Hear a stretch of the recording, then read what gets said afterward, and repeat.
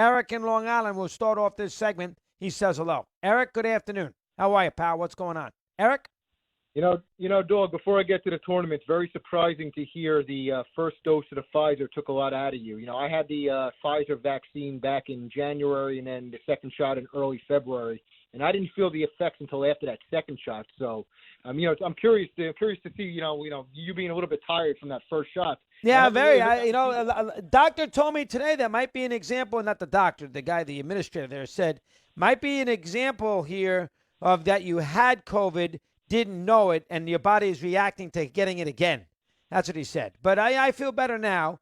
We have to wait and see. Now, you were pretty sick after that second shot, Eric, for a day? Let me hear the rundown. Yeah, I would say that after that second shot, I had it early in the morning at about 7 a.m. and then by 10 p.m. that night into the next day until probably late afternoon, it knocked me out after that second shot, especially the Pfizer shot.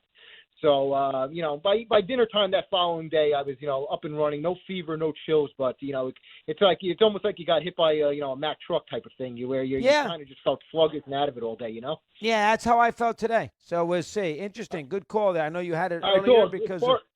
Go ahead. Tournament. As far as the tournament goes, like I told you a couple of weeks ago, I'm heading down to Aruba on Saturday, so I was kind of curious to see what they would do at the times. I got a hard time believing, especially here in the Northeast, the weather's getting nicer, as you see. That Loyola-Oregon game at 2:40, I got a feeling you're going to have a very hard time getting eyeballs to this after that type of game. Dog, I'm always the type of guy that, maybe one, maybe two upsets in the first round with the lower-seeded teams, especially the smaller schools. But, after the first round, I don't want to see those type of teams in my Sweet 16. I'm always rooting for the heavyweights, in the round of 32. And I just look at that Midwest region. I look at that Midwest region with Loyola and Oregon State, Syracuse, and Houston. I'm going to be pulling hard for Syracuse to get to a Final Four just because of who they are, name program, Boeheim, his son. I understand Loyola is a good team. They, very well coached. But, again, it is Loyola Chicago. So I'm with you, Dog. I think Michigan last night, they showed a lot of moxie early in that first half, and then again in the second half, getting off the mat down 6-7 points. I think that was the game that they had to get over with Livers being out. So I could see them getting a little bit of their mojo back, getting to a Final Four.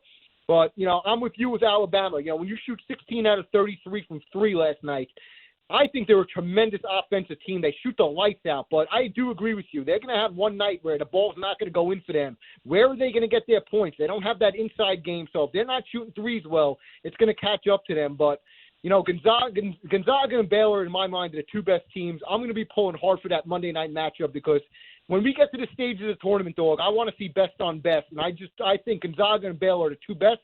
That's what I want to see in a couple of weeks. But, I'll make sure over the next, And I'll leave you with this, Dog.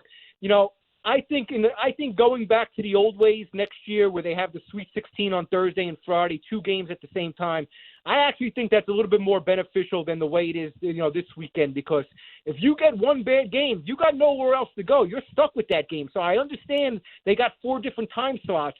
But, like I said, you got one blowout. You're going to be sitting there for a couple hours waiting for the next game. I'll be curious to see what the ratings are this weekend. That's a good point. Now, folks, what Eric means there, good call. What Eric means there is the idea that what's Thursday and Friday, they don't play the games in the afternoon.